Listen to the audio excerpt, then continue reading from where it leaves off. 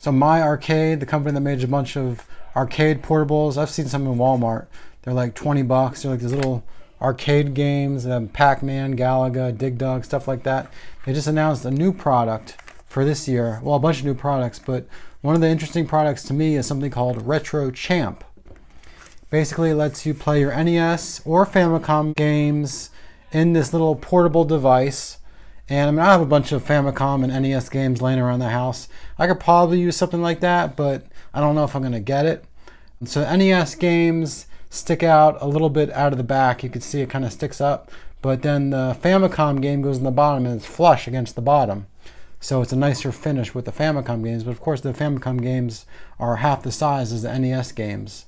I mean, I have a Retro Duo portable. So this kind of does the same thing. This only lets me play NES games though, not Famicom games, which would be kind of cool to be able to play in a portable device. But the thing with this one is, if you want to play NES games on this, you have to have this huge adapter. So it makes it pretty awkward to play NES games on because it's like this thing sticking up, and this thing's already kind of big. So when you have something sticking out this far, it makes it even worse. So what I like about this thing is it has a 7-inch screen. That's pretty big in size. My Retro Duo portable, that's a much smaller screen. I think it's like 3 or 4 inches or something like that. So to have a screen that size is pretty impressive. It has a battery life of 35 hours. I mean, how is that even possible? 35 hours? I'd be happy if it was just half of that. If I got 15 hours out of it, I'd be very happy. I mean, this thing, I think I get 5 hours out of. So that 35 hours, that's incredible. I don't even know how that's possible, honestly. Sometimes they exaggerate with these hours though. It has a built-in kickstand, which is kind of cool, kind of like the Switch. And it's compatible with the Super Gamepad. That's kind of cool because it's a wireless controller that myarcade also makes. So you can just wirelessly play your portable Retro Champ, and you can have it set up with the kickstand while you play with your controller. That's kind of neat. It has a built-in mini cleaning kit.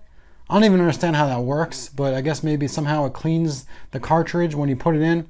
For me, half the fun is actually blowing into these games to getting them to work. That's just me. Maybe you don't like doing that, but you know, I'll also clean with a Q-tip and some rubbing alcohol. That'll do the trick too. You can also hook it up to your TV via HDMI connection for a nice clean picture. But what I don't like about this unit is that it has a widescreen display. I mean, does that mean that I'm gonna have to play these games, these 4x3 games with black bars on the left and right? Look at the picture. It looks like a widescreen display. Maybe I'm wrong. Maybe that's just a mock-up or something and that's not the final product, but I really hope it's a 4x3 display and not a widescreen display.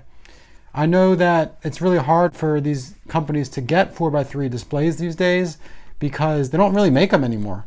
Everyone wants widescreen, except for us retro gamers. We like 4x3 because that's old school stuff, you know? But most people want widescreen displays, so they just completely stopped making 4x3 displays. So I wouldn't be surprised if it was a widescreen display. I know the Superboy has the new Superboy has a widescreen display, so I think it was a similar issue with them. And it also looks like it doesn't have a real D-pad, kind of like the Switch. You know, it has the 4 directional buttons, but it doesn't have an actual D-pad. I mean, a D-pad is kind of essential when you're playing Famicom and NES games. You need it to have that quick movement between, you know, when you're controlling a character and whatnot. The buttons, it's just not the same. So that kind of sucks. I guess maybe they're trying to make it look like the Switch and that's why they did that. I don't know. Yeah, like I said, I'm not going to be getting one, but it's kind of a neat little product that they're introducing. It's going to be available June this year, June 2019. It's going to be $80.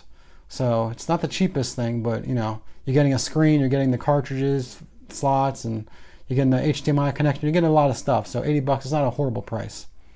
Let me know what you guys think of these things. Leave a comment below. Thanks for watching, and have a great night.